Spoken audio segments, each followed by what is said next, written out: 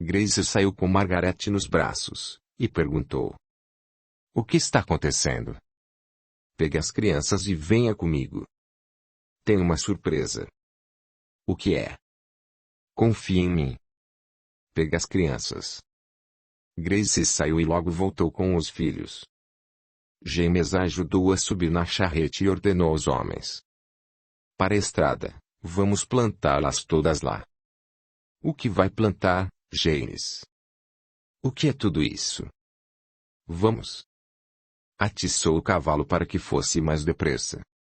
Em determinado ponto da estrada que levava à vila, ele parou e desceu. "Podem começar a plantar aqui, nas laterais."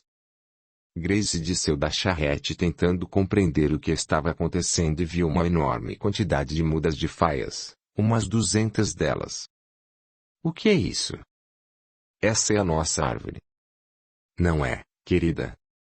"Sim", respondeu ela sorrindo. "Então vamos dar uma mensagem ao mundo. Vamos gritar para todos que nos amamos e que esse amor vencerá todos os obstáculos." James tinha os olhos marejados. "Vamos dizer que a dor não vai nos vencer, mas que vamos seguir com nossas vidas, e o amor sairá vencedor." "E como vai gritar isso?" "Serão mais de 200 árvores ao longo da estrada. Elas vão crescer e nos lembrarão, sempre que a dor chegar, que o amor é mais forte." Grace fitou o marido, que já contava quase 57 anos, enquanto as lágrimas desciam pela sua face. Ela compreendeu tudo. E os homens começaram a plantar as mudas, enquanto os filhos mais novos brincavam, divertindo-se com aquela atividade atípica e intensa, que durou vários dias. A família inteira acompanhava as atividades. Grace e James, especialmente, renovavam seus votos de amor e dedicação mútua, enquanto viam ser plantadas aquelas que se tornariam as mais famosas faias da Irlanda do Norte. Capítulo 22. Era o inverno de 1802, 20 anos após a Revolução Francesa, no início de um novo século, o XIX, início de um novo período histórico, a Idade Contemporânea. As quimeras da vida prosseguiam fustigando o coração do casal, que enfrentava os desafios cotidianos, sempre envolvidos pelo amor que os unia. Por diversas vezes, James falou à esposa de seu desejo em desenterrar o anel, afinal, era um pequeno tesouro, mas ela resistia, alegando que, fincado na terra, como que enraizado, era como se o amor deles ali estivesse, protegido de qualquer ameaça e, portanto, melhor que ali continuasse. Sob protestos, James fazia a vontade da esposa. Naquele ano, a propósito de atender a demandas dos negócios da família, James viajou para a Inglaterra e retornou fascinado pelas experiências científicas que ali presenciou. Conversava com a esposa sobre o assunto. "Estou dizendo, Grace, estas descobertas científicas vão mudar a maneira como as pessoas compreendem o mundo, vão trazer clareza sobre a verdade do universo." "Como assim, James?" "Não sei explicar. É um sentimento, uma intuição. Esse experimento que presenciei, parece que tem algo além dele, algo que não está sendo visto pelos físicos, que abre um portal para a compreensão humana de fenômenos ainda pouco compreendidos." "E a que conclusões chegaram?" "Não é a conclusão em si que me encanta. Como disse, creio que há algo a mais que os cientistas não estão enxergando. Por isso, vou dedicar-me, a partir de agora, a esses experimentos. Acompanhei em detalhes o que e como são feitos e as conclusões a que chegaram. Posso reproduzi-los em meu laboratório e, quem sabe, dar mais alguns passos adiante na compreensão desses fenômenos." Grace abraçou o marido com carinho e o beijou na face. "Sua intuição é preciosa, querido. Deve segui-la sem titubear." Diante da lareira na qual as brasas crepitavam, o casal atualizava os últimos acontecimentos da vila e da vida em família. Na mansão de Erwin Stuart, entretanto, conforme a noite ia mais alta, o reverendo encontrava-se com as entidades espirituais a quem ele servia. Precisa detê-lo. Ele tem de parar com os trabalhos científicos. Então ele continua. Não conseguimos entrar em sua casa, para constatar, mas tivemos notícias de que participou de um experimento que queremos usar a nosso favor. Alguns experimentos estão sendo levados a efeito por cientistas e futuramente poderão ter desdobramentos indesejados, levando a conclusões que despertem na humanidade a consciência da realidade. Irwin não sabia do que a entidade falava, não tinha conhecimentos para isso. E o chefe prosseguiu. São pesquisas que podem levar a conclusões que não queremos que os espíritos do bem tenham acesso. Mas queremos que progridam na direção que nos interessa. Vamos utilizar o resultado de tudo isso para criar armas e outros instrumentos de poder e controle, que nos darão mais poder. Por mais que façamos e controlemos, o progresso não para, não pode ser interrompido, apenas desviado a nosso favor. E é isso que faremos. Você precisa saber mais. Descobrir se ele prossegue pesquisando e qual o interesse que ele tem nessas questões. Deve pará-lo. Vou averiguar. Com urgência. Deve tomar providências com urgência.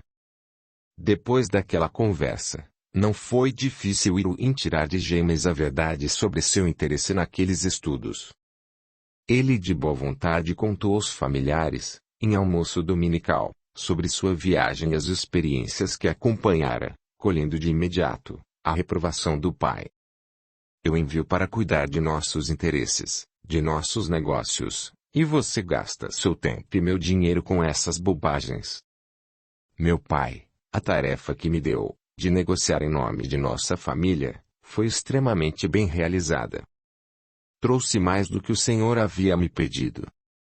Excedi suas expectativas. O Senhor mesmo me disse assim que cheguei e soube do acordo que fechei em seu nome. Acompanhei os pesquisadores em meu tempo livre. Nunca escondi meu interesse pela ciência. Interesse que reprovo absolutamente. Mas por quê, meu pai? A ciência se opõe a Deus. Tudo o que faz, é para provar que Deus não existe, que a fé é uma mentira. Devemos nos afastar completamente de todo o interesse científico e dedicar nosso coração a Deus, somente a Ele. É isso que o demônio quer. Desviar nossa atenção. James fixou no pai um olhar inquiridor. Queria entender os reais motivos daquela reprovação tão grande. Grace, por sua vez, sentia que o sogro mentia e o desafiou frontalmente pela primeira vez na vida. Pois eu discordo do reverendo. Deus criou todas as coisas, criou nossa inteligência. E devemos usá-la da melhor forma possível. James tem um talento nato para as pesquisas científicas, tem uma intuição, certamente dada por Deus, que o guia no caminho das descobertas. Por que ele deveria silenciar essa curiosidade, que provavelmente é o que faz o progresso nas ciências acontecer? Irwin deu um murro na mesa com toda a força. Pois eu digo que isso é uma blasfêmia. Você o apoia, quando deveria fazer o contrário. Ele deve parar com qualquer atividade nesse sentido. Eu proíbo, compreende, James? Ele é um homem feito, reverendo, tem sua família e seu lugar na comunidade. Não pode dizer a um homem de quase 60 anos o que deve e o que não deve fazer. Irwin se levantou e caminhou na direção de Grace. Fitou-a nos olhos, e a assustou com um olhar ameaçador. Ele continua com suas pesquisas. James é um cientista por natureza. Não pode impedi-lo de ser quem ele é. Ele faz o que deve fazer, o que seu coração mandar. E eu vou apoiá-lo sempre. Irwin saiu da sala sem responder, enfurecido. Então o filho continuava com aquelas atividades. Tinha de pará-lo antes que algum outro fizesse do pior modo. Grace, inconformada, foi atrás do reverendo. Não pode impedi-lo de ser quem ele é. Você é uma mulher tola, Grace Linde. Não sabe de nada. Deveria me escutar. E por que deveria?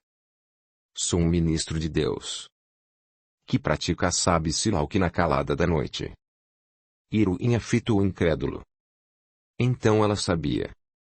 Os dois estavam na biblioteca, sozinhos. O reverendo a segurou forte pelos ombros e começou a chacoalhá-la. Do que está falando? O que acha que sabe? Do que está me acusando? Emma entrou na biblioteca e correu para acudir a filha, arrancá-la das mãos do reverendo. Ele a soltou assim que a mãe entrou. Mas o que é isso? Não toque em minha filha. Duas loucas, é isso que vocês são. Meu filho jamais deveria ter se casado com você, Grace. Jamais deveria tê-lo incentivado a fazer isso. Saiu deixando as duas assustadas. Cuidado, Grace. Não deve enfrentá-lo como fez há pouco. Esse homem é mais perigoso do que todos pensavam. Tenha cuidado, minha filha. Nunca mais faça isso. Grace olhou a mãe e a porta aberta pela qual o sogro acabara de passar e respirou fundo. James entrou em seguida. Havia cruzado com o pai. O que houve? Seu pai não gosta de saber o que pensamos. Ele está velho, Grace. Leve isso em consideração. Está cansado. Grace baixou a cabeça e deu leve sorriso, ao pedir. Podemos ir, querido. Acho que o encontro da família acabou. Vou chamar as crianças. Grace voltou para casa pensativa. Aquele olhar ameaçador de Iruinha perturbou bastante. O que deveria fazer? Nem falou para o marido dos detalhes. Ele deveria prosseguir com suas pesquisas, não importando as ameaças do pai.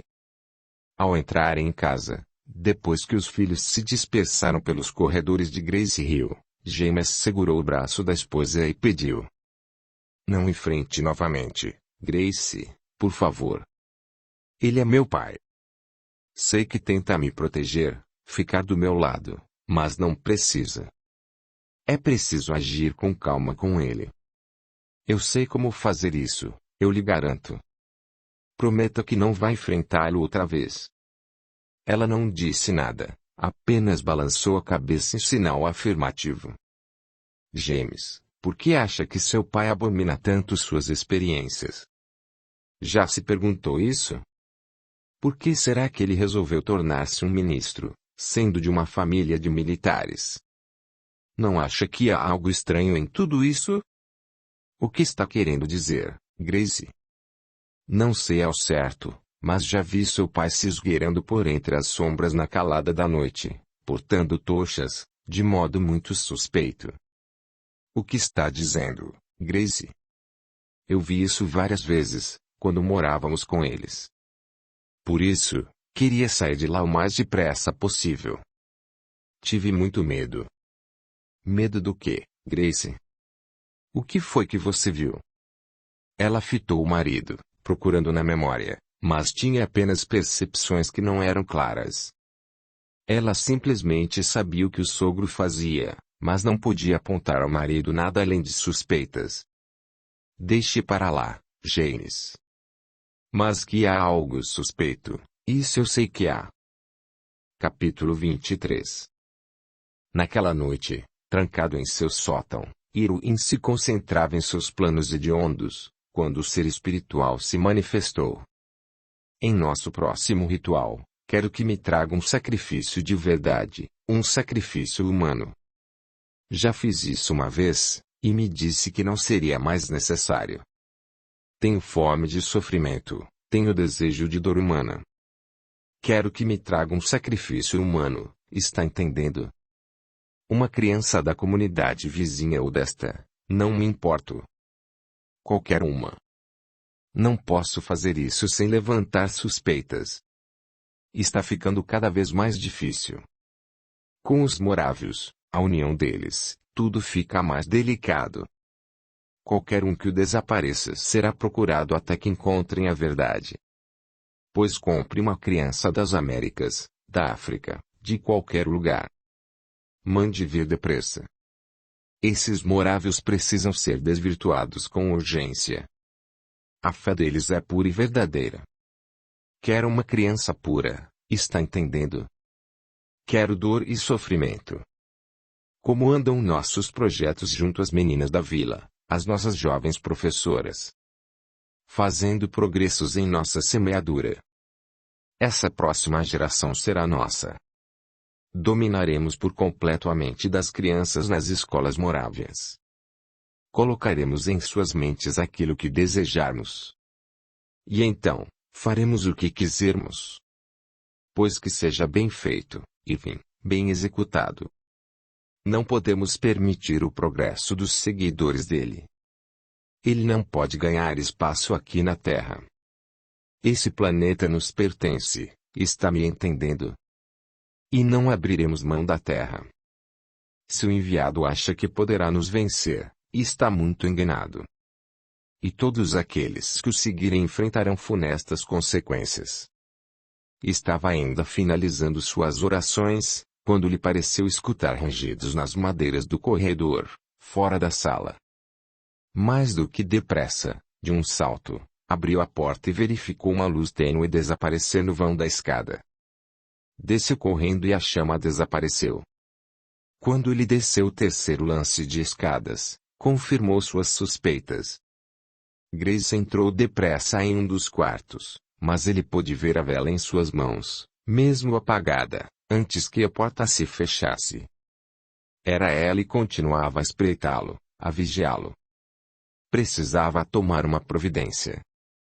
Precisava acabar com aquele problema indesejado, que ele próprio havia cultivado. Ficou ali pensando, e então concluiu que a melhor maneira de parar o filho, seria tirando sua motivação de vida, o brilho, o amor. Grace entrou no quarto que fora seu e de James, que agora servia como quarto de hóspedes, com o coração aos pulos. O que era aquilo que ela escutara? Registrou somente o final da conversa, mas ficou apavorada. Com quem o reverendo falava? Que conversa era aquela de manipular as crianças na escola? Ela mal podia controlar-se. Ficou ali dentro, até que escutou os filhos a chamarem. Precisaria voltar. Tentou respirar, orar, pedir ajuda, tudo o que sabia para retomar o autocontrole e sair sem que percebessem seu estado. Filho, estava me procurando. Papai chegou para nos buscar. Graças a Deus. Vamos. Chame seus irmãos e vamos logo. O jovem saiu para cumprir o pedido de Grace. Ela ajeitou o cabelo, o vestido, deu leves tapas no rosto, pois imaginou-se sem cor e desceu ao encontro do marido. Ao vê-la, James, que conversava com o pai, surpreendeu-se. Querida, você está bem? Sim, por quê? Parece que viu um fantasma. Está branca como um defunto. Grace fitou o sogro, deparando-se com seu olhar duro e raivoso. Quase caí da escada agorinha, quando descia. Deve ser isso. Tem certeza? Sim, meu marido. Estou bem, respondeu ela, sem olhar para o sogro. Despediram-se e partiram. Grace queria contar tudo para James, mas como não tinha certeza absoluta de tudo o que ouvira, ou antes, não compreendia exatamente o sentido daquilo que escutara, confidenciou somente com a mãe, e não disse nada ao marido. Algumas semanas se passaram. Certa noite, quando a família estava reunida em Grace Hill, em um jantar que celebrava o aniversário de um dos filhos do casal, Irwin e James conversavam no jardim. Depois de introduzir cuidadosamente o assunto, Irwin advertiu o filho. Precisa ter pulso mais firme com sua esposa. O que foi que ela fez agora, meu pai? O que o está perturbando? A mim, nada, mas fará a você, se não tiver cuidado. E o que seria? Irwin entregou uma folha de papel dobrada ao filho. Preocupado que estou com você, interceptei esse recado que saiu das mãos dela, daquela noite que vocês estavam em minha casa e ela se comportou estranhamente, lembra-se? Sim, eu me lembro. Ela parecia estar com medo. porque sabia que eu tinha arrancado das mãos do mensageiro esta carta. James a leu e ficou lívido. Era uma carta de Grace, com a letra dela, para um amante, desmarcando o encontro programado, pelo fato de ele, o marido, ter cancelado a viagem programada. Ao finalizar, ele balançou a cabeça negando o que lia. Não pode ser. Ela não faria isso. Nós nos amamos, ela me ama, tenho certeza disso. Sabe que sempre a quis como nora. Fui eu quem incentivou o seu casamento, sabe disso, não é, meu filho? Sim, meu pai, eu sei. Pois então. Eu me enganei com ela, James. Ela não merece você. Vai destruir tudo, meu filho. Sei que ela se encontra em segredo com o inimigo de nosso rei. Além de conspirar contra você e conspurcar seu lar, ela conspira contra o nosso rei. Não, isso não é possível. Vai precisar ver com seus próprios olhos, meu filho. James não respondeu. Jogou o papel dobrado aos pés do pai e saiu para o estábulo, selou um cavalo e desapareceu na noite, dominado por um sentimento de ciúmes que o deixou cego a ponto de enlouquecer. Uma emoção que ele não conseguia controlar. Irwin entrou calmo, e informou que James queria esfriar a cabeça, que os negócios o estavam perturbando. São tempos difíceis e James tem suas responsabilidades, mas ficará tudo bem. Grace fitava o sogro à procura de respostas, e ele não transparecia nenhuma pista que a ajudasse a compreender o que realmente se passava. Não acreditava mais em Irving, em nada do que ele dizia. Sentia medo constantemente, desde aquela noite. Quando James retornou, bem mais tarde, Grace tentou conversar, mas ele não quis. A desconfiança estava inoculada em sua mente, e o monstro do ciúme e do orgulho ferido, cresceu rápido, devorando seu afeto e sua paz. Nos dias que se seguiram, ele se afastou cada vez mais dela, e foi se tornando agressivo e irritadiço. Não conseguia fazer mais nada, tinha o pensamento fixo em Grace e passou a segui-la em segredo. Quando não podia estar em pessoa, enviava um representante, contratado com essa finalidade. Em uma noite, Grace voltava para casa sozinha com o serviçal da casa conduzindo a charrete, quando um homem a cavalo se aproximou deles e, aproximando-se da cabine onde estava Grace, falou baixo, para que o cocheiro não escutasse. Senhora, precisa vir comigo. Quem é você? O que houve? Sua mãe está passando muito mal. Ela está sendo socorrida em uma cabana, aqui perto. Mas a deixei em casa quando saí, no começo da tarde. É que ela veio visitar uma amiga. Grace estranhava muito tudo aquilo. E o que ela tem? Está ofegante, não consegue respirar. E chama pela senhora. A imagem da mãe em sofrimento dominou a mente de Grace. Cocheiro, a senhora vai me acompanhar. Pode voltar para a vila e venha buscá-la em uma hora. Grace não compreendia. O serviçal a olhou em busca da aprovação da sua patroa, mas ela não respondeu. O recém-chegado insistiu. Senhora, a charrete vai nos atrasar. Se quer ver sua mãe viva, suba em meu cavalo agora. Grace, mesmo sentindo o perigo em que era enredada, não conseguia desvencilhar-se da energia que a envolvia. Sentia como se tivesse caído em uma teia gigante. Uma teia de energias que queriam destruí-la. Rápido. Precisamos ajudar Emma. Grace montou no cavalo e saiu.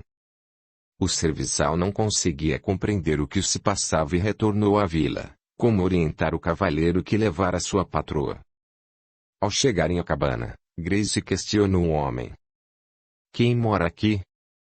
Nunca vi essa cabana antes. Ela debatia-se na sensação de que estava sendo enganada, mas não conseguia se libertar. O homem ajudou a descer com delicadeza e assim que ela estava no chão, ele acariciou os cabelos dela, dizendo em voz baixa e macia. Fique tranquila, Grace. Emma me pediu que a trouxesse. Sou amante de sua mãe. Como? Ela não quis lhe contar com medo de que a julgasse. E o que ela tem? Novamente o homem acariciou os cabelos de Grace e falou-lhe bem perto do rosto. Vamos entrar que lhe explico tudo. Ao longe, escondido, estava o homem que James enviara para vigiar a esposa. Não havia dúvida, pensou ele. James estava certo. A mulher o traía. Quando os dois entraram, ele se aproximou e tentou espiar pela janela aberta, que assim fora deixada propositadamente. Grace estava assentada em uma cadeira. Apesar da noite estar quente e estrelada, a lareira estava acesa, deixando o ambiente extremamente quente.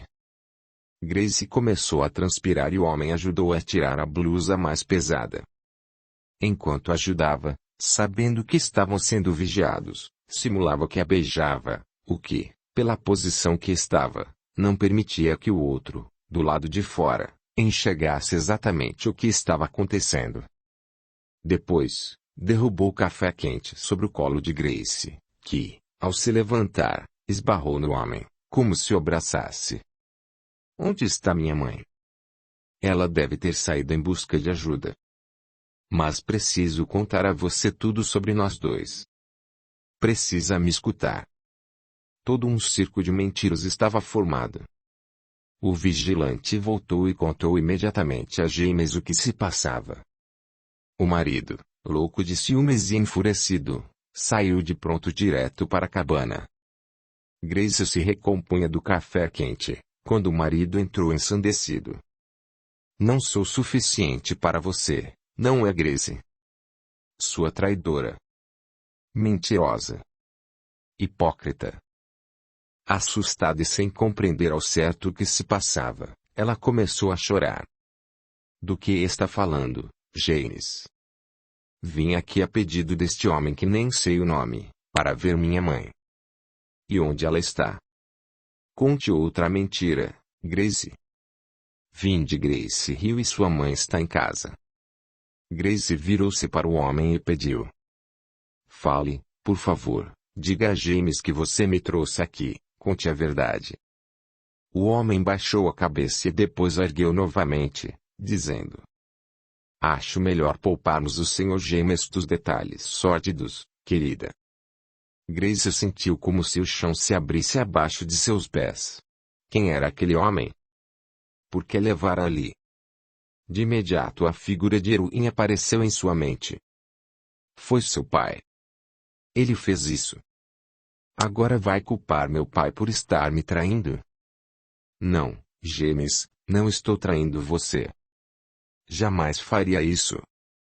Você sabe o quanto eu amo. Não seja cínica, Grace. Vai negar, mesmo sendo pega em flagrante. James, não é nada disso. Por favor, acredite em mim. Eu acredito no que vejo. Grace chorava baixinho. Não, você não está vendo nada, James. Por favor, tende a acreditar em mim, meu amor. James saiu batendo a porta atrás de si e gritou, angustiado, sem conseguir refletir. Maldito o dia em que eu a conheci. Grace saiu e agarrou-se às pernas do marido, que montava o cavalo. Por favor, James, me escute, você precisa me escutar. Eu não fiz nada, eu nunca o traí. Eu amo você, James, amo nossa família. Você sabe disso, por favor, seja razoável. Ser razoável. Eu serei. Vou deixar que você se despeça de seus filhos antes de partir. Ele respondeu e saiu em galope ligeiro. Não. O que vai fazer, James? Não me deixe aqui.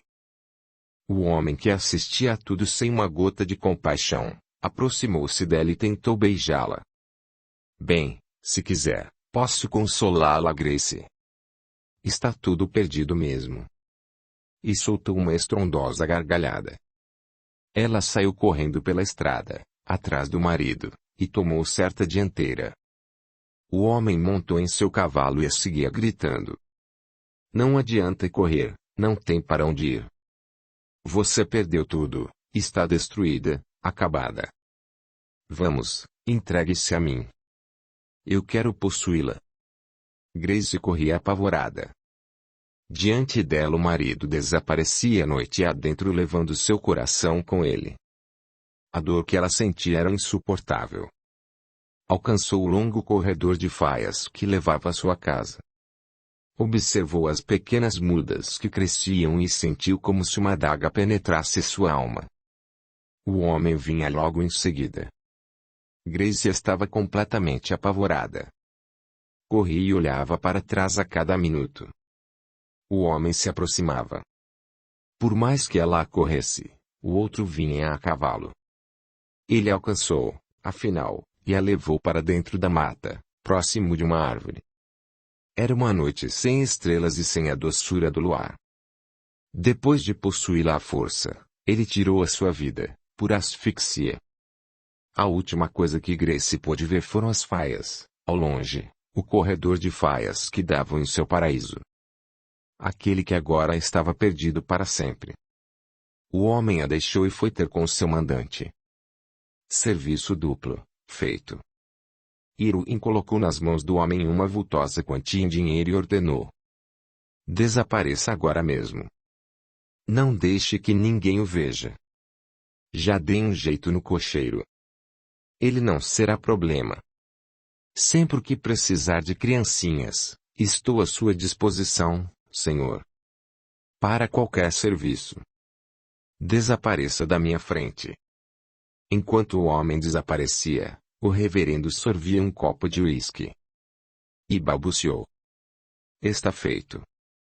Agora sei que James seguirá minhas ordens. Ela não me ameaçará mais. Maldita bisbilhoteira. Cavou sua própria sepultura. Que fique nela agora. Na escuridão da noite, ao se desprender de forma violenta do corpo denso, Grace não conseguia se afastar dos próprios restos mortais. Embora estivesse rodeada de amigos espirituais, sua mente se afundou em densas trevas de dor, ódio, mágoa, ressentimento e desejo de vingança. Ela odiou Irving, pois sabia que aquilo era obra dele.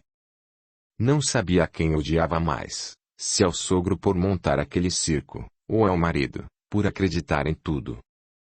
Presa pelo desejo, alimentado incessantemente, que o marido voltasse e a salvasse do perigo, daquele homem horrendo que a ferira, desejando ardentemente que ele voltasse, ficou presa àquela situação, próximo ao lugar onde perdera a vida. Ficou à espera do momento em que James aparecesse. E os dias se fizeram meses, os meses anos, e os anos séculos, sem que ela se desse conta do passar do tempo. Às vezes ela saía, caminhando por entre as faias, especialmente quando pressentia que o marido pudesse estar de volta. E quando constatava que não era ele, voltava ao lugar de sua morte e ali ficava, em profunda agonia e angústia. Capítulo 24. As sessões de regressão duraram 2 dias. A última lembrança viva na mente de Karen era do cavaleiro saindo em desabalado galope, gritando de dor e angústia. Foi se debatendo entre lágrimas que ela escutou ao longe, muito distante, uma voz pedindo: volte devagar, bem devagar. Veja-se no plano espiritual. E as imagens fluíam na mente da Karen, que se sentia como que flutuando. Quantos anos você tinha quando morreu? Mais de 80. Agora você está voltando à Terra. Vai renascer. Onde se vê? Estou no útero de minha mãe. Aqui é um bom lugar. Estou feliz. Caminhem mais um pouco. Você tem 3 anos. E assim, voltando paulatinamente, devagar, pelos mesmos fatos cronológicos que ela havia narrado enquanto recuava sua vida pregressa, o médico e magnetizador, aplicando passes transversais, foi trazendo de volta a cientista ao momento presente. A operação foi amparada e apoiada por Everton e sua equipe, que trabalhavam em conjunto com o psiquiatra. Karen precisava despertar e aquelas lembranças ajudariam. Audiolivro realizado pelo canal Surya Chand Audiobook. Os 2 dias de sessão foram inteiramente gravados pelo psiquiatra e aquela última havia sido a mais esclarecedora. Quando finalizaram, o médico indagou: "Como está se sentindo, Karen?" "Atordoada. Sonhei muito, com coisas malucas. Pareciam reais." "Acha que foi tudo sonho?" "E o que mais poderia ser?" "Sonhou com Grace Hill?" "Sim."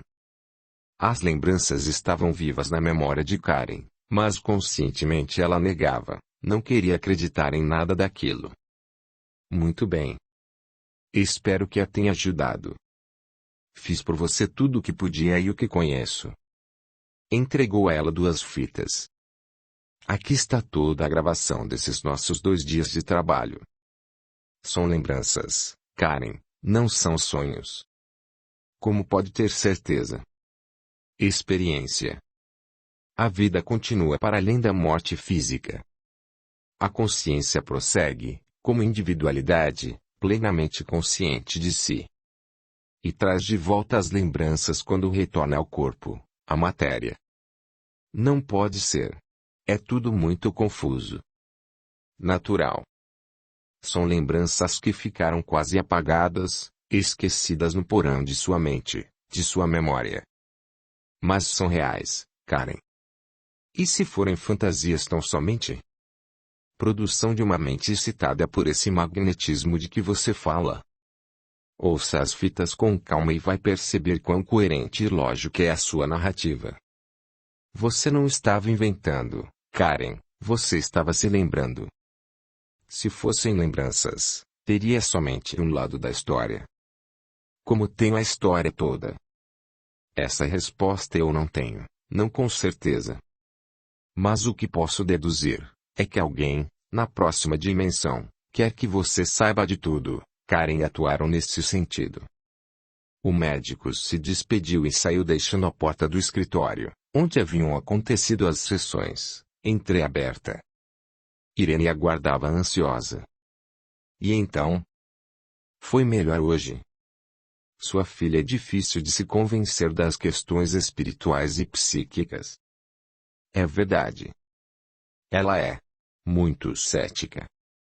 É uma materialista plenamente convicta.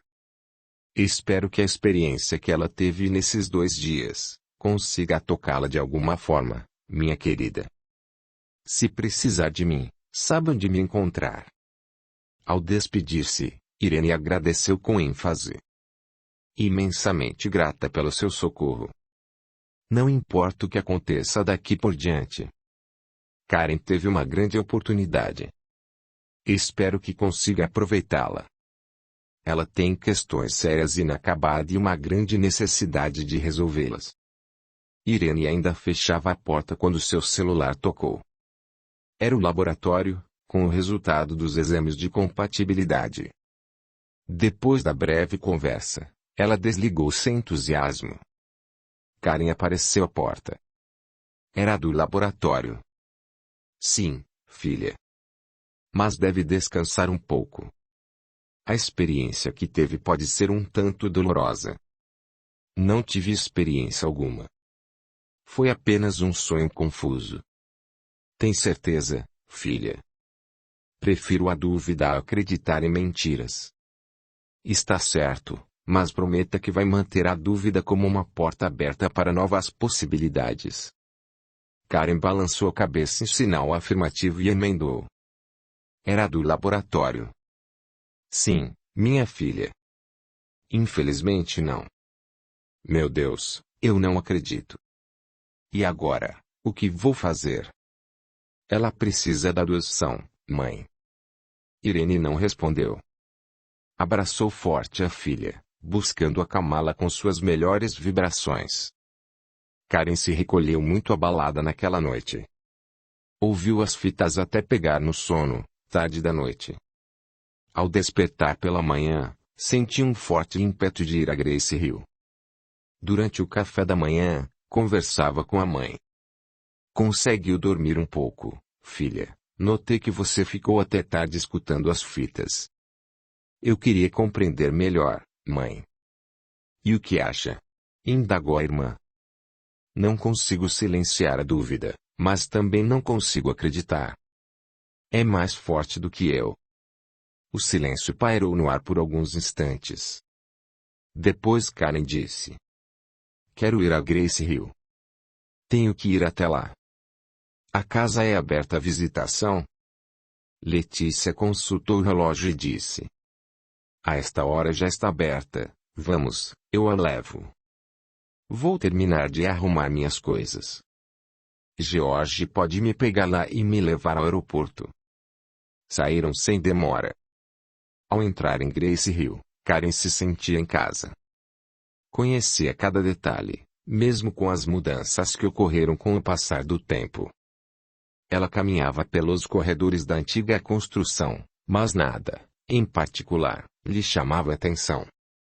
Sentou-se num banco, no jardim, desanimada ao extremo.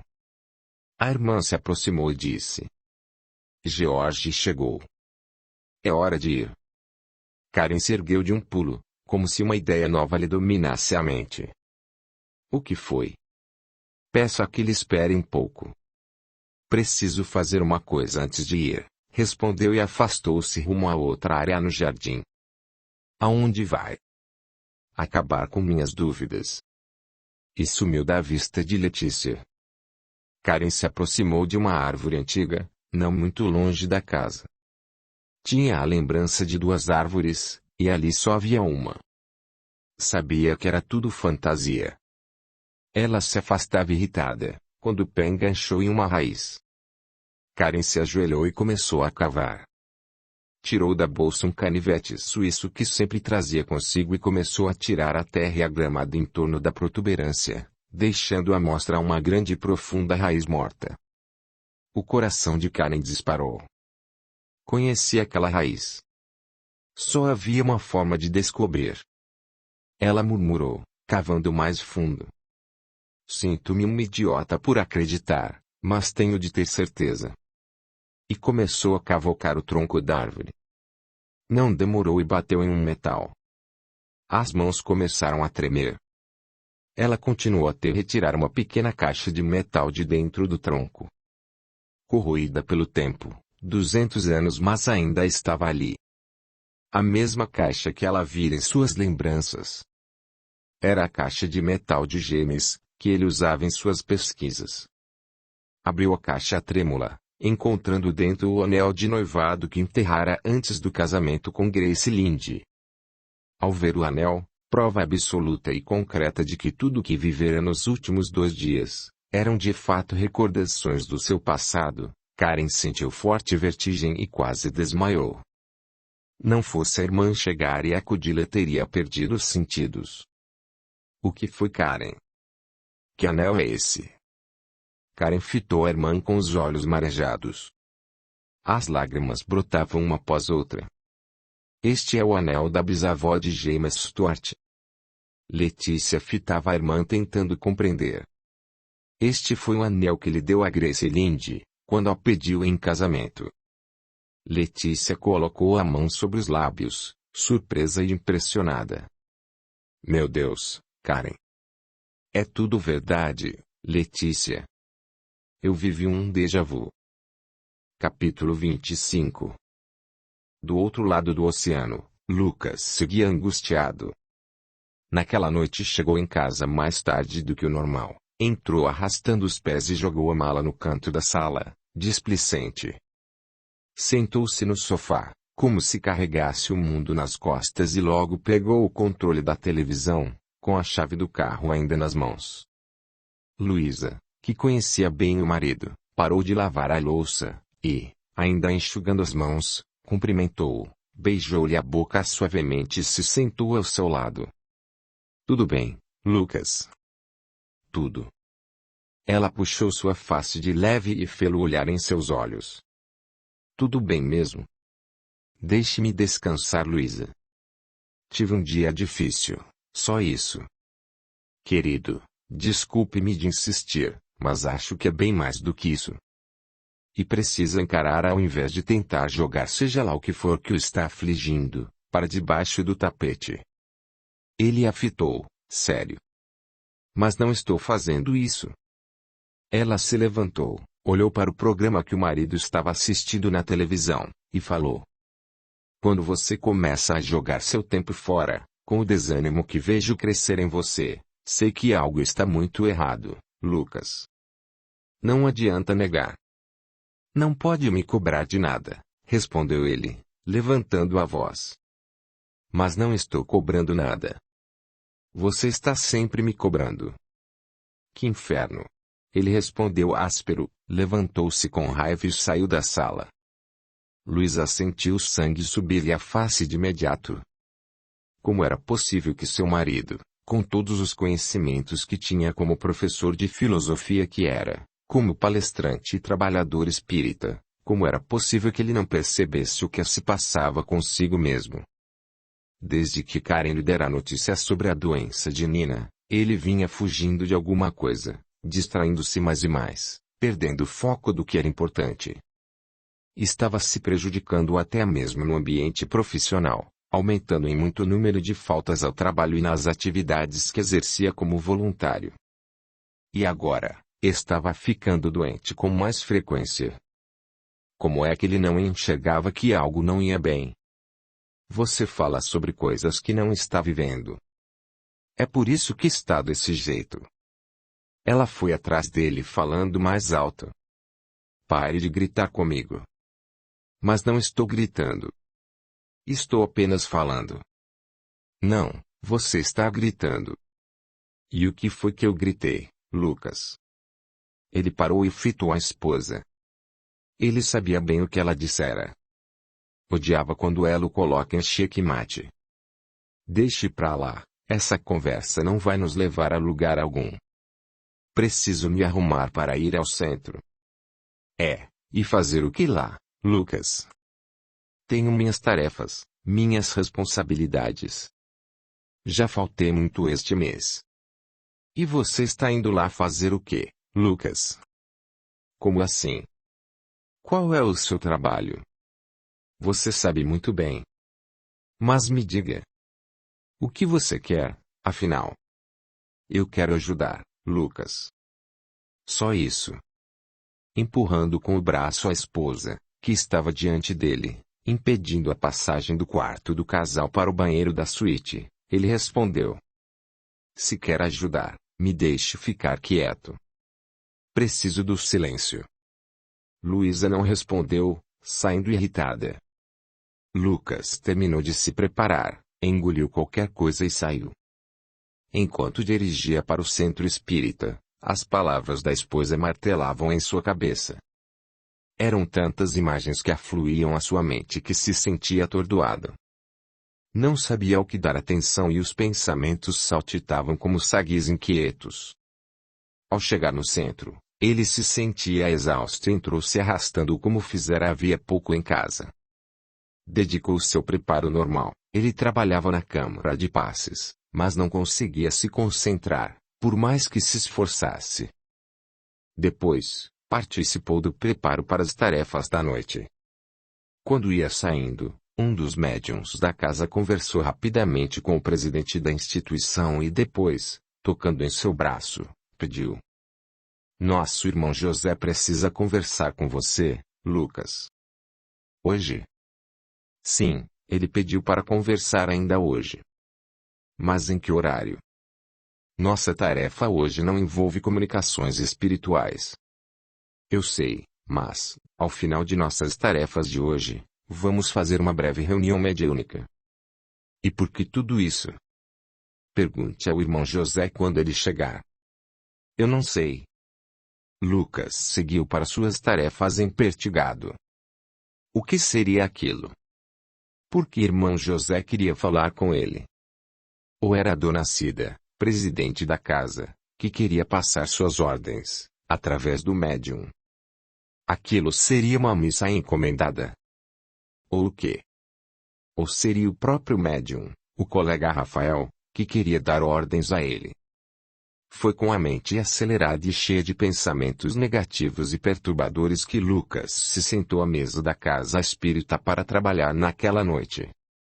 Sua palestra foi superficial e mecânica, em pouco ou quase nada, tocando os corações dos presentes.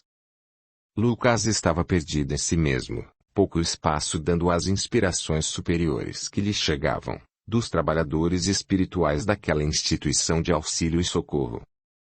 Ao se sentarem para o breve trabalho mediúnico, Lucas estava visivelmente alterado e disse: "Não posso demorar muito. Não esperava que teríamos mais uma atividade. Tenho compromissos logo cedo amanhã." Ninguém respondeu, já estavam todos concentrados. Lucas que se acomodou e, graças a todas as atividades espirituais que haviam acontecido no ambiente, ao amor que permeava a ação do mundo espiritual ali, rapidamente a sintonia se fez e o médium de psicofonia começou a falar. "Fique tranquilo, Lucas. Seremos bem breves. Sabe por que está tão cansado, meu irmão? Estou trabalhando muito." "É verdade, está mesmo.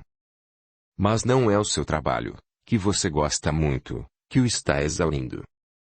É a politicagem no trabalho." "Também não é isso, meu irmão. Você sabe o que é. Se continuar lutando com a sua consciência, nessa batalha acirrada que está fazendo com tudo e todos que lhe mostram aquilo que você não quer ver, vai acabar adoecendo. E não vai demorar." Lucas sentiu todos os seus músculos se enrijecerem. A vontade que sentiu naquele momento foi voar no pescoço do médium e esganar-lhe, e imediatamente irmão José interviu. "Não adianta esganar o médium, ou sua esposa. Calar-nos, não irá calar a voz de sua consciência que está gritando, abafada aí dentro, quase sufocada." Lucas sentiu como se fosse cair em um precipício. Era realmente irmão José que estava se manifestando. O médium não poderia saber exatamente como ele se sentia. Nem da conversa que tivera com Luísa naquela mesma noite. Ele recostou-se na cadeira e irmão José prosseguiu. "Isso, relaxe. Abaixe essas proteções que ergueu contra si mesmo. Estamos querendo apenas ajudar. Vai aceitar nossa ajuda, Lucas? Vai escutar o que temos a dizer e vai aceitar ouvir sua consciência?" Lucas continha as lágrimas. "Pode chorar, meu irmão. Deixe que as lágrimas brotem. Deixe que todos os seus sentimentos aflorem, sem julgá-los. Apenas observe-os. Não tenha medo de que monstros brotarão de seu interior. Nossas imperfeições são muitas ainda. De todos nós, tanto vocês que estão estagiando no plano mais denso, como nós, aqui na próxima dimensão, que ainda temos muito trabalho a fazer pelo nosso progresso espiritual. Estamos no começo do trabalho de autoconhecimento e precisamos nos aprimorar muito." Irmão José fez uma breve pausa aí, sentindo a abertura que Lucas oferecia, ao deixar que as lágrimas descessem, ao aceitar encarar suas angústias, o espírito amigo prosseguiu. "Lucas, o trabalho conosco mesmo é o mais importante que precisamos realizar. Muitas vezes, trabalhamos voltados para fora. Queremos fazer pelo outro, ajudar o outro. E isso é bom, é um desejo legítimo e é o que nos faz começar o trabalho. Mas para oferecermos algo de bom e verdadeiro ao outro, precisamos primeiro trabalhar melhor nosso interior. Ser espírita é, acima de tudo, trabalhar pelo crescimento, aprimoramento do ser. E não se pode aprimorar algo que não se conhece, você concorda?" Lucas balançou a cabeça em sinal afirmativo. "Pois é, meu irmão. Há muito, muito trabalho a ser feito dentro de nós. Não adianta querer consertar o mundo, sem fazer as mudanças necessárias em nosso interior. E a maior delas, todos os espíritas sabem qual é. Vencer o orgulho e o egoísmo, deixando que o amor flua através de nós. O amor divino só vai fluir, quando deixarmos que ele flua. Caso contrário, ficaremos presos à palavra amor, que nada significa. E aos impositivos de amar, que pregamos diariamente em nossas casas espíritas. Mas amor é uma força, é um sentimento, é uma conexão verdadeira com o Criador. Não é uma crença. É uma emoção. E devemos buscar limpar nosso coração de tudo aquilo que impede que esse amor flua. Eu não sei como fazer isso. Conheço a teoria, mas não sei por onde começar. Agora estamos começando a nos entender. Tem razão, Lucas. Você ainda não sabe por onde começar. Mas vai aprender, se quiser de verdade. Você quer? Lucas, limpando o rosto, respondeu. Sim, eu quero. Não estou mais suportando essa angústia. Até remédios para dormir estou precisando tomar. Pois é, meu irmão, está na hora de mudar isso. De encarar essa angústia, descobrir tudo sobre ela. Sem medo, sem julgamento e sem expectativas, apenas aceitando a verdade como ela é. Nós vamos ajudar você. Se tiver realmente o desejo de melhorar. Estamos aqui para ajudar todos vocês, meus irmãos, a trabalhar para o autoaprimoramento, através da tão falada reforma íntima. E o que devo fazer? O primeiro passo é buscar conhecer-se de verdade, Lucas.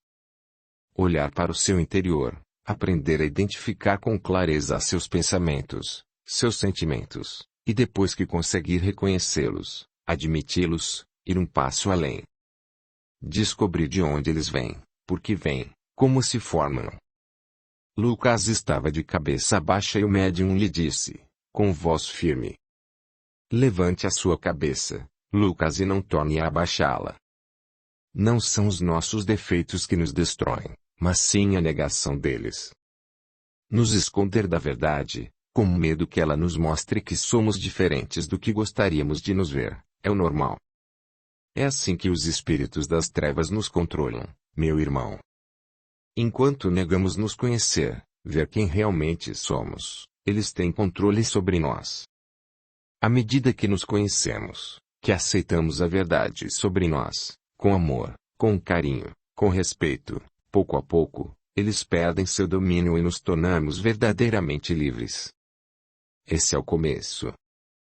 O trabalho sincero dedicado ao autoconhecimento, que pode ser praticado em qualquer lugar, a qualquer momento, desde que desejemos nos conectar conosco mesmos, ao invés de somente nos conectarmos com todo tipo de aparelhos eletrônicos. Separe espaço em sua vida para, ouvindo uma música elevada, deixar fluir o que está dentro e observar e lidar, aprender a lidar com o que vem. E depois? Como vou lidar com tudo? Um passo de cada vez, Lucas. Calma. Comece, com vontade e sinceridade, em mudar, em se amar. Será como puxar a ponta de um emaranhado psíquico. Muita coisa vai começar a aparecer. Esteja disposto a se conhecer e aprender, e os próximos passos se apresentarão. Não tenha ansiedade. Aceite. Lucas apenas sorriu, sentindo como se um peso enorme tivesse saído de seus ombros. Quer perguntar alguma coisa, meu irmão? Por que eu fiquei desse jeito? Onde foi que tudo começou? Você sabe, Lucas. Você sabe. Lucas ia abaixando a cabeça, quando o espírito pediu novamente. Cabeça baixa, não.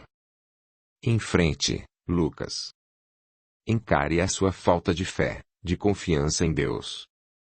Reconheça que mesmo com todos os conhecimentos que adquiriu, eles têm sido intelectuais, sobrepostos a velhas e antigas crenças, recebidas na infância nesta vida, ou provenientes de outras encarnações. Essas crenças cristalizadas, arraigadas e agarradas em nós como parasitas que dominaram a árvore principal, são os maiores inimigos infiltrados nos núcleos espíritas, pois impedem a mudança, a transformação das criaturas. Não adianta mudar somente os comportamentos. É um primeiro passo, um primeiro degrau, mas não podemos estacionar nele. É preciso seguir com o trabalho interior. É urgente mudar a vibração e para isso, é necessário experimentar Deus, experimentar a verdade, conhecer de fato Jesus, sentir a sua vibração em nós. E nos desapegar dessas crenças que nos prejudicam e impedem que experimentemos a boa, agradável e perfeita vontade de Deus para nossas vidas. Sentindo como se um véu tivesse caído de seus olhos, Lucas compreendeu em profundidade o que aquele orientador espiritual dizia e se lembrando claramente de onde começara aquela angústia que o consumia, ele falou: "Preciso fazer o que deve ser feito." "Sim, meu irmão." "E o que dever ser feito?" "Eu preciso ir ao encontro de Karen. Ela precisa de minha ajuda." "E você dá ajuda dela." "Você compreendeu, Lucas." Esse é um bom começo. Assim que a breve reunião terminou, Lucas sentia-se renovado e não encontrava palavras para agradecer aos irmãos de jornada pela ajuda que recebera. Disse apenas a Cida, a presidente da casa: "Obrigado pelo socorro, dona Cida." "Agradeço por ter aceitado, Lucas." Enquanto voltava para sua casa, Lucas sentia uma avalanche de ideias e inspirações a lhe brotarem na mente. Era como se tivesse deixado sua consciência prisioneira e as melhores ideias lhe tivessem murchado. O intelecto, sozinho, não conseguira ajudá-lo a resolver seus problemas. Ele precisava de algo dentro de si, que estava conectado a Deus. Ao entrar em casa, encontrou Luísa deitada, lendo. Ele se sentou na beira da cama, fitou a esposa, que ao vê-lo chegar colocou o livro de lado. "Desculpe, eu tenho agido mal." Luísa não respondeu. Seus olhos ficaram marejados de imediato, e ela abraçou o marido com forte emoção. Depois colocou o dedo em seus lábios e disse: "Não precisa falar mais nada. O importante é isso que está sentindo. Não há o que perdoar, quero apenas ver você feliz." "Eu sei." Depois de se preparar para dormir, ele se deitou ao lado da esposa, e pôs-se a contar a doce e elevada experiência que ele tivera com os amigos espirituais naquele dia. Ao final, ela falou: "Mas tudo isso não teria acontecido, se você não tivesse aceitado, Lucas." "Que bom que aceitou." Terceira parte. O justo viverá pela fé. A nossa luta não é contra seres humanos, mas contra os poderes e autoridades, contra os dominadores deste mundo de trevas, contra as forças espirituais do mal, nas regiões celestiais. Apóstolo Paulo. Capítulo 26. Durante o voo para casa, Karen apertava o envelhecido Aneon nas mãos. Embora estivesse preocupada sobremaneira com a filha, sua mente não podia ignorar o fato incontestável que aquela experiência lhe proporcionara. Existe algo que sobrevive além da morte do corpo, como também existem outras vidas. Quando os inevitáveis questionamentos sobre aquela experiência afloravam, ela apenas apertava mais forte o Aneon nas mãos. Ele estava ali, e era real, concreto, absoluto. Tudo o que ela vira, tudo o que ela narrara naquelas fitas, que trazia na mala, eram experiências de uma vida passada. Ela pensava em James, e sentia saudade de Grace, mas também dor e culpa se manifestavam quando Karen pensava em Grace. Fora em busca de uma solução para Nina, e agora voltava com tudo aquilo. Certamente, aquela experiência mudaria tudo em sua vida, ela sabia. Sentia o medo quase a engoli-la, mas ela sabia que tudo seria diferente com aquela consciência. Tinha muitas perguntas. Por que se lembrou de tudo logo agora? Por que não se lembrara antes? Por que sua filha estava doente? Como faria para viver, dali por diante, com aquelas lembranças tão presentes em sua memória? O que faria com elas? De súbito, lembrou-se de sua pesquisa. O que faria agora? Não poderia prosseguir com aquela proposta. Como provar que o déjà vu era apenas um mecanismo do cérebro, uma falha na memória, se ela, com certeza, tinha relembrado o passado? Então, uma voz vinda de sua essência mais profunda sussurrou suavemente: A verdade é o que importa, Karen. Prove que as vidas passadas existem. Pesquise e prove cientificamente. Aquela ideia, Karen reagiu fortemente. Que ideia idiota! Queria afastar o pensamento, mas ele insistia em ficar. Aquele foi o voo mais longo e angustiante que fizera em sua vida. Queria conversar, contar para alguém tudo o que ela vivera, queria tirar suas dúvidas, mas teve de ficar calada, 8 horas, ruminando incessantemente seus medos, suas dúvidas e angústias. Quando o avião pousou, ela respirou aliviada. Pegou sua valise e assim que colocou os pés em chão firme, desligou o modo avião do celular. Distraiu-se momentaneamente com os procedimentos de desembarque e imigração. Assim que se aproximava de seu carro no estacionamento, o celular tocou. Ela, certa de que fosse João, atendeu sem verificar o emissário da chamada.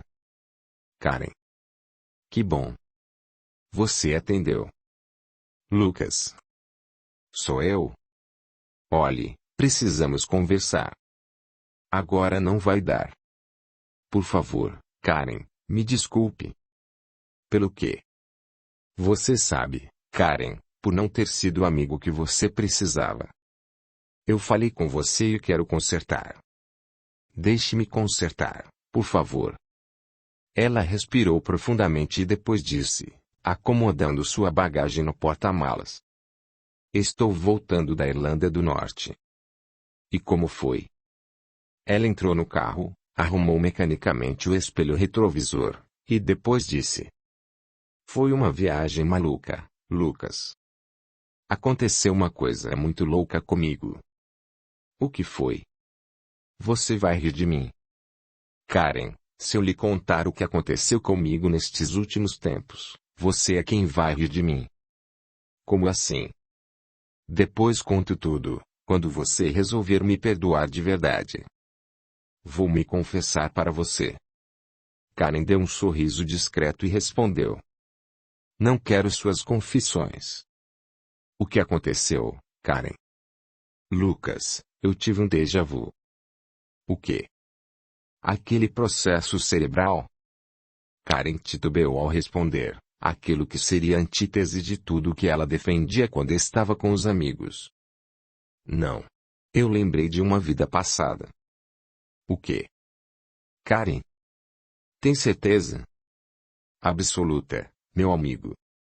Mesmo que eu queira, não posso negar as evidências materiais. Tão forte assim? Eu lembrei, Lucas. E foi doloroso. Agora não sei o que fazer com essas lembranças. Estou cheia de dúvidas, de coisas que eu queria saber, queria entender, e não tenho muito tempo. O que posso dizer, Karen? É inacreditável. Quem sabe eu possa ajudar? Acho que pode mesmo. Mas estou viajando para a colônia no fim de semana. Você vem para cá? Por quê? Eu já tinha certeza antes, mas agora que você me contou sua experiência, tenho absoluta certeza. Precisamos ter tempo para conversar, Karen. Eu quero ajudar, preciso ajudar. Nada acontece por acaso, não é mesmo? O movimento divino da vida é, ao mesmo tempo, muito misterioso e maravilhoso. Acho que sim. Então, estou indo ao seu encontro. Quero ajudar com a Nina, quero ajudar em tudo o que for possível. Quero estar ao seu lado. Contendo a emoção, Karen respondeu, quase sem voz. Que bom, meu amigo. Eu preciso mesmo de você. Os testes não foram compatíveis. Nenhum deles poderá doar o líquido da medula para Nina. Minha mãe fará a doação de medula de qualquer maneira. Ela ficou sensibilizada com a questão, mas fará isso em benefício de alguém com quem haja compatibilidade.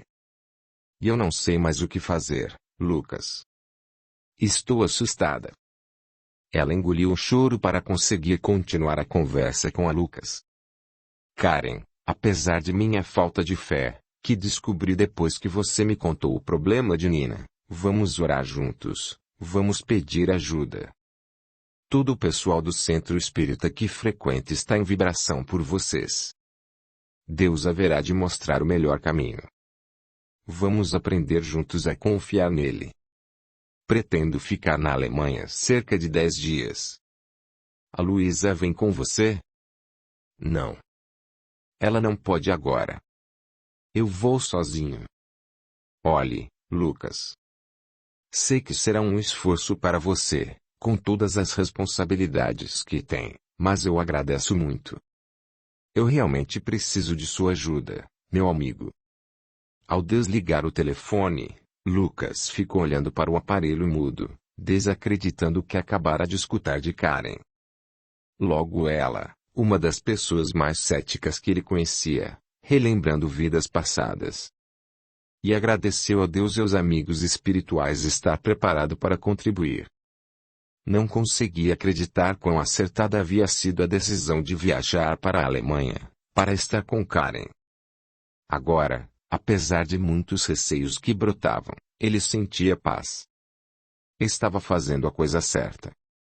Karen estacionou o carro e já sentiu o coração bater descompassado. Ela precisava ser forte. Ao entrar, deparou-se com João preparando o jantar. Que bom que voltou, disse ele ao cumprimentá-la. Estávamos com saudades. Eu também estava. E Nina? Está no quarto. A sessão hoje foi muito difícil. Ela vai realmente precisar do transplante. Karen suspirou fundo. O teste deu negativo, João. Nenhuma delas é compatível. Os dois se abraçaram longamente. Por fim, ele disse: Vamos achar um jeito, alguma solução vai aparecer. O tratamento está dando resultado. O médico me deu boas esperanças, mas precisamos encontrar alguém compatível. Eu queria ter a sua confiança, João. Capítulo 27. Assumindo o tratamento da filha, Karen sentia profunda dor, angústia e medo. Após cada sessão de radioterapia, a filha voltava para casa frágil e debilitada. 2 dias depois de seu regresso, tinha acabado de chegar em casa, quando seu celular tocou. Lucas, como está?